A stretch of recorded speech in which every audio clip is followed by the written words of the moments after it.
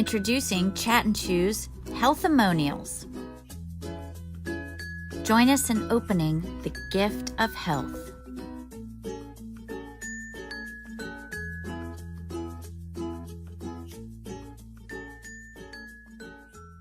Good morning. I would like to introduce a friend of mine, a Facebook friend. We've never met in person, but we've become very good friends on Facebook. Her name is JoAnn Downey, and she's going to share with us today what a plant-based diet has done for her in the past. How many years?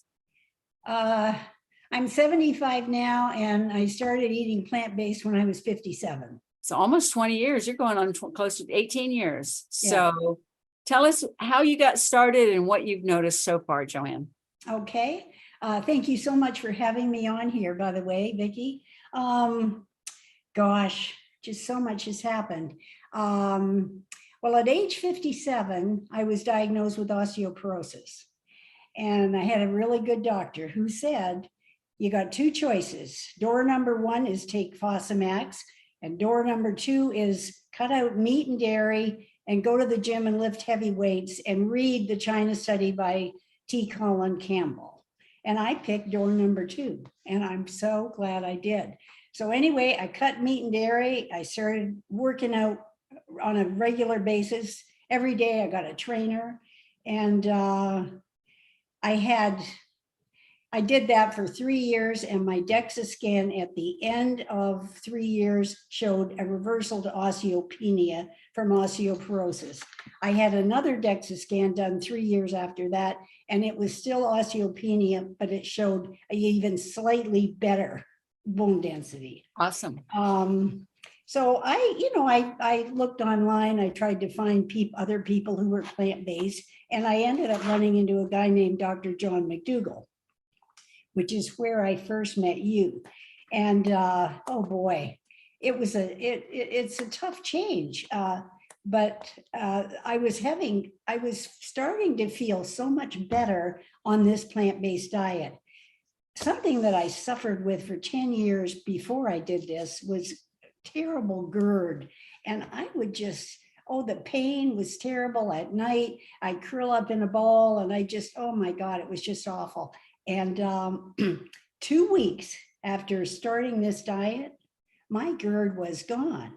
I mean, I took Prilosec every day for 10 years, and all of a sudden, nothing. I don't have to take Prilosec anymore. So that was just amazing to me. The other thing that was starting to happen was I had really bad osteoarthritis in my one hand joint and in a shoulder joint. And that was gradually getting better and better. And both those two were diagnosed as osteoarthritis. And now I couldn't tell that I ever had a problem there. All the swelling, the inflammation, the discomfort is gone. So, and we should mention too, you're a retired nurse. So Yeah. you were in the medical field at the time that this was all. So you knew what the drugs would do to you. You knew what it meant to have arthritis. I did, but I didn't know about nutrition because I graduated from nursing school in 1969, and we just knew very little about cholesterol, about nutrition, and that. Yeah. So that was just something that it didn't help me being in the medical profession. Well, but being in the medical profession and being on the GERD medications for 10 years, you had to have some kind of idea what that was doing to you. Absolutely, but I didn't know what to do because nobody suggested changing my diet. Right. Nobody. Getting off of it was amazing. I so know. Go ahead with your story. I just wanted to interject that. No, that's good too. And the other thing that happened too was I had a horrible problem with my teeth. I had the little pockets. They measure. Mine were 4 and 5 millimeters, and my dentist was just beside himself. And now I've got 1 to 2 millimeter pockets, and so that's a big improvement in just my dental health since going plant-based.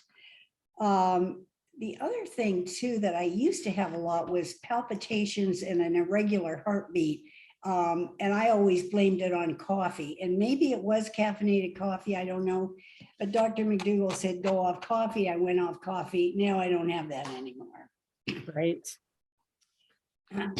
So things were going along pretty well, but I had smoked for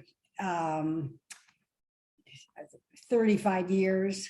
Finally gave up cigarettes at age 57. That was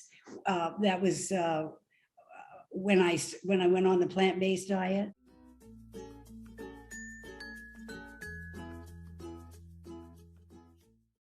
Yeah, well, I think partly my blood pressure was up because I drank so much, and I was drinking very heavily from the age of 37 to 49, and then I quit drinking. And at the time I quit drinking, my blood pressure was 220 over 120. It was stroke territory. And then I was put on blood pressure medication, and I got off. It started to come down, but even on medication, the systolic was never lower than about 140. When I got on plant-based nutrition, oh my gosh, it was like a miracle. My blood pressure came down to 120. Today it's 110 over 50 or 60. It's really good. So And no more medication. no more Except medication, plants. no statins. I am on Synthroid for my thyroid, and that's been pretty much stable. I was able to lower the dose a little bit once. So at any rate, my big problem at the present time is something called peripheral arterial disease. I had no idea that I had it, but I had all kinds of symptoms leading up to it. And as a nurse, I should have figured it out, but I just had never studied anything like it. So I had like varicose veins around my right ankle, but not my left. Walking a distance or up a hill, I would get my toes on my right foot would get tingly, and then they would go a little bit numb. I knew my right quads were a bit weaker than my left when I was exercising for like squats and leg extensions, stuff like that. And then at night, the big thing was when I went to bed and put my legs up, my feet would get really cold. My right toes would get really cold. And come to find out, those are all symptoms of having peripheral arterial disease. So I got worked up for that, and it turns out I've got a major blockage in my right iliac artery. And so for everybody, the aorta comes out of the heart, and then it goes straight down, and at about the belly button, it splits and goes to the left and right, and that's the iliac arteries, and that's where I have my blockage. So anyway, I went to a cardiologist, and he said, you have to have a stent. And I said, oh, I don't want a stent. I'd rather try this diet by a fellow by the name of Dr. Esselstyn, and really try that. And he said, you're going to need a stent at some point, but he said, I'll go along with that. So he told me to walk 3 miles a day. That was very painful. And I went on Esselstyn's diet 100%. No, of course, no animal foods, nothing, but no added fats. He allows a little flaxseed, but no nuts, no avocado, no seeds, no other seeds, no soy even, because that's about 40% fat. Just basically a lot of starches and vegetables, a lot of green leafy vegetables, a little bit of fruit.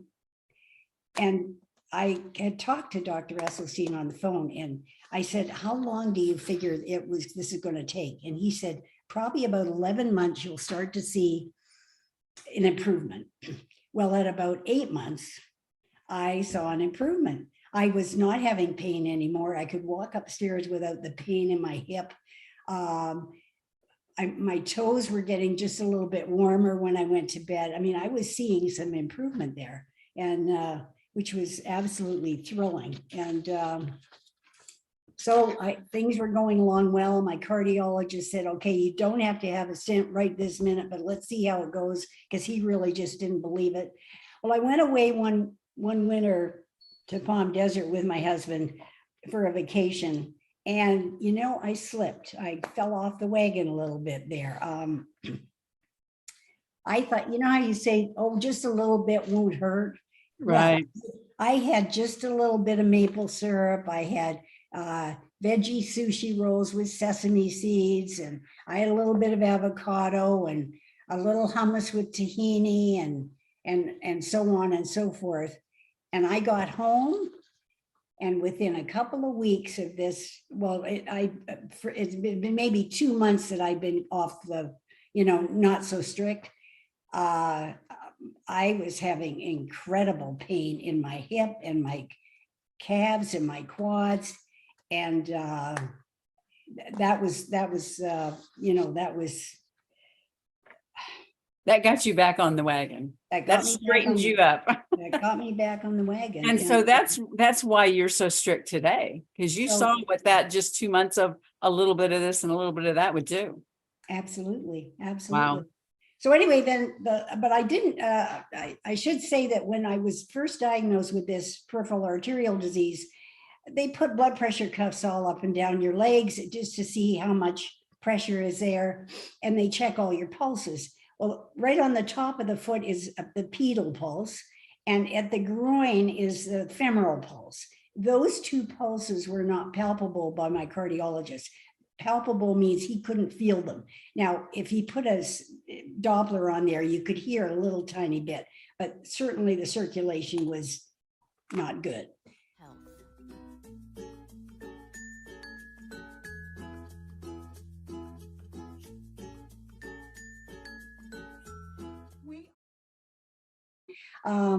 So anyway, he's checking me and he's feeling my groin because he always does that. So he's at the groin and his eyebrows just shot up when he could feel the pulse. Then he went down to my foot and he felt the pedal pulse. So then he says to me, it would appear that your diet is working. This is like 6 years after diagnosis. Wow. But he said, but I tell you, I don't have one single patient who would do what you do, not one. So, And he's probably right. And we Well- see that in the Facebook groups. People don't want to be that strict. let them get the stents. I mean, I don't know. You know, at this point, I feel I'm living in the solution, not the problem. I don't want the Band-Aid approach to stents with stents and stuff like that. This diet is giving me my life back, and I am not restricted now. And because of this peripheral arterial disease, I'm in another group, actually for people who quit drinking, which I still go to, and I don't drink. I haven't had a drink for 26 years. But this gal just had her leg amputated because of the same disease. She got gangrene of her toes, and nobody ever told her anything about diet. And now she straps on an artificial leg to get out of bed in the morning. Can you believe that? And she's probably younger than you. She is. She is. Now, Dr. Esselstyn, who I just revere, I went to his clinic in Cleveland about 7 years ago, and listened to him, and I've talked with him on the phone. He says every year 1.2 million stents are placed with a 1% mortality rate, and that's like 12,000 deaths in the United States every year. And I don't know if the numbers have gone up since he told me that. Now, that's stents in the heart. Maybe stents in the iliac artery or lower down are not as dangerous, but you know, there are significant problems with having a stent placed. So, or God forbid, a bypass. So I haven't had any invasive procedures done to see exactly how much plaque I have in my arteries otherwise, because I'm doing fine. And I know as long as I stick to this very strict diet, and I'm loving it now. I mean, I've got terrific recipes. I enjoy it. Even my husband likes some of them, and he's a carnivore. And you know, I can't complain. I've been giving my life back because initially I had a doctor who said, get off meat and dairy. How lucky you were, because the very few doctors would have said that. You Yeah, just happen to have the right doctor and sent you to the China study. He was vegetarian. Yeah. That's great. Yeah. So right now, 75 years of age, I feel fine. I've got lots of energy. I still work out. I still walk 3 miles a day. There's something that happens with arteries that block, and they can be 90% blocked before you have a clue, because before you get angina. I used to call what I had angina of the leg, jokingly. But yep, this is the way to go. What is your blood pressure now? Did we talk about that? It's I'm sorry, your cholesterol. What is your cholesterol now? oh gosh, yeah, my cholesterol, oh, it used to be over 300. My last cholesterol, I thought I wrote it down. I thought you said in the 120s or 130s. It's 137, I think. 137. I remember you posting about that. The LDL is maybe 72, something like that. Yeah. Now, and you had a little situation, I think it's been 3 or 4 years ago now, where your triglycerides shut up a little bit. Can you tell us what Dr. Esselstyn told you about that? Yeah, they just shot right up. And it was the summertime, and I was into the grapes, and I was just picking out on grapes and had like, oh, so much. So at any rate, I called both Esselstyn and McDougall. McDougall sent me a note, an email, and Esselstyn told me on the phone, and both of them said the same thing. Cut the fruit right back to 1 to 2 servings a day. And I did that, and I got my triglycerides checked. 6 weeks later, they dropped 80 points. And a lot of people have this. They've got fructose, excess fructose can be damaging to the arteries, and can also be damaging to the liver and cause the triglycerides to go up. So yeah, just not everybody, but I was certainly one of them. So right. And it has helped other people in the group that you've shared that with also. Yeah. Yeah. So, I mean, I wouldn't want to be drinking smoothies or or fruit juices or anything like that. Those steel blades going 5,000 RPMs just completely create a lot of free fructose, and they're not good for people who have high triglycerides. So, well, most of the plant-based doctors are not high on juicing and smoothies anyway, just because of the way they're consumed. Right. What McDougall and Esselstyn both say, no, eat your food. And besides that, when Doug Lyle and Jeff Novick both say that if you juice or make smoothies, or you have pureed soups, especially if you're trying to lose weight, the calories go up at about 12.5%, which sounds a little strange. But a lot of calories are used to digest your food. And if you put food in your stomach, then it's about 12.5% of the calories in the food are used to digest the food in the stomach and make chyme before it goes into the small intestine. And so you're better off to eat the food if you're trying to lose weight. Chew the food. Yeah. One of the things that we didn't talk about before was your exercise. And I know you are an avid exerciser every day, 75 years old. Just give us a quick thumbnail sketch of what you do every day. Well, I don't do as much as I used to do. Okay. I could do more, but I walk 3 miles a day, and it's usually on the treadmill. I do like to walk outside though, because that's better for your core. But you know, and I lift weights. I do biceps and triceps, and I've got ankle weights that I use if I don't go to the gym, and I can do my quads and hams with those ankle weights. I've got a TRX machine, which is kind of a rope thing that hangs on the wall, and I do back with that, my back. I've got some free weights in the basement and a weight bench, and try and keep myself in shape with that, because if you have osteoporosis in your left leg, working out your left leg doesn't do a thing for the osteoporosis in your right arm. You got to work out all the muscles. Got to do everything. Yeah. Yeah. And what was the percentage of improvement in your femoral artery? You mentioned that earlier, but I don't know if we got it this time. Yeah, I forgot. That was my carotid arteries. And I had, oh, that's right, maybe 8 or 9 years ago, I had a scan done, and it showed over 50% blockage in my carotid arteries. And I had another Doppler scan done last year and it showed under 20%. Okay. That plaque has, I mean, there must have been some soft plaque in there. The old hard calcified plaque that I've got in my iliac artery probably isn't going anywhere. Now, what I could see there is a little bit of arterial remodeling, which means that around the blockage, the artery tends to get a little bit bigger, and that's nature's way of helping out a problem. So that may be why I'm seeing palpable femoral and pedal pulse now, you know. Right. That could be. I've still got very good collateral circulation. When you got the human body is amazing, and if you give it the right food and stop damaging it, it does some wonderful things. And one of the things is making collateral circulation around a blockage, and the collateral circulation goes like that.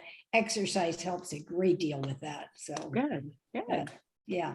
We've learned a lot from you today. Life is good on a plant-based diet, let me tell Yes, you. it is. Yes, it is. And we love learning from you, and you love teaching. And as a result of that, I don't know, what's it been, 5 or 6 years ago that you asked me about helping you start an Esselstyn group on Facebook. Mhm. And you want to tell us a little bit about that group? We have some members of our Chat and Chew that are in that group. They don't participate much, but I do know they read things because I get questions about them. So tell us a little bit about the group and how you feel about helping other people get the success that you have had. You know, I have been given so much, and it really hasn't cost me anything. And I would help anybody with learning how to exercise or change their diet. I mean, it's a joy in my life. I've been giving my life back because somebody helped me. And didn't you actually go to school to become a personal trainer also? Well, I did. I started working out with the osteoporosis at age 57, and at age 60, I had fallen in love with working out, and so I went to school for a year to become a personal trainer. And what I did was I helped some of my older friends with their exercise program. I didn't do it for money. I had a husband who had a good job, but I just did it for fun, and because I loved it so much. And it's the same with this forum that we administer on Facebook. Dr. Esselstyn has had incredible results. I mean, it's not easy to stick with his diet 100%, but he gets results. For those of his patients who do stick with him, both of his studies showed that he was 99.4% successful. These people, all but one, I think, had another cardiac event being on his diet. Whereas like the Lyon heart study, which is the Mediterranean diet, 4 years after that was completed, 25% of the people on that Mediterranean diet had died or had another cardiac event. So, you know, you got to stick with the winners, and Esselstyn is definitely a winner. So the forum we're very strict, and we just go by what he says, and but his way works, you know. And some people. And the forum, just so everybody knows, and I think Kathy's going to put it in the show notes, a link to the Esselstyn group on Facebook, but it is strictly for people interested in reversal. Dr. Esselstyn, well, explain his two programs, one for prevention and one for reversal.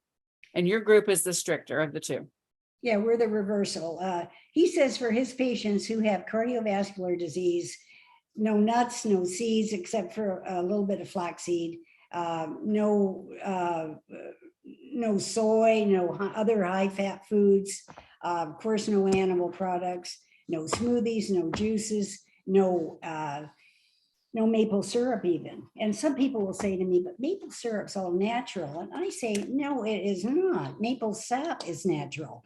And it takes 40 gallons of maple sap to make 1 gallon of maple syrup. So it's a highly concentrated sugar and very damaging to the artery. So we're very strict, but it works. So, you know, if somebody wants to get better, tell them to come to our forum. And if they want to kind of fool around, then it's not for them. No, it's not. It's not. She runs a tight ship, everybody, I promise you. Is there anything else you'd like to add before we say goodbye? Um, I think we've pretty much covered everything that I can think of, but I think so. I guess I could mention just one more little thing. okay. Because I smoked for so many years. Oh, and by the way, my cardiologist said he had never seen anybody with peripheral arterial disease who had not smoked. Oh, wow. That's food for thought if anybody is still smoking. I mean, but I did get COPD. I didn't get any symptoms for 15 or so years. But then I started to get a little short of breath. And so now I take an inhaler, bronchodilator in the morning. I don't have to be on oxygen. And my O2 level is pretty good. It's usually 97. It can be 98. And I mean, yours might be 100, but anyway, it's I'm very well managed with just the bronchodilator. And I give a lot of credit to all these greens that I'm eating. They dilate my blood vessels. They make oxygen transfer better in the arteries, and removal of waste products better. And I have a feeling that I'd be on oxygen if I wasn't on this really excellent plant-based diet. Right. You probably would be. I mean, it would stand to reason for certain.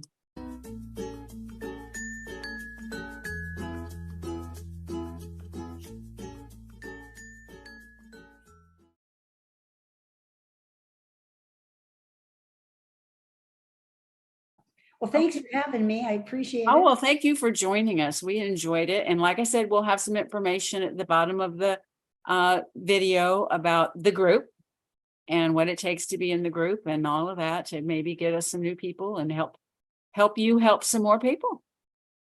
Okay. Thank you, Andy, JoAnn. thanks. Appreciate it. Bye-bye. Bye.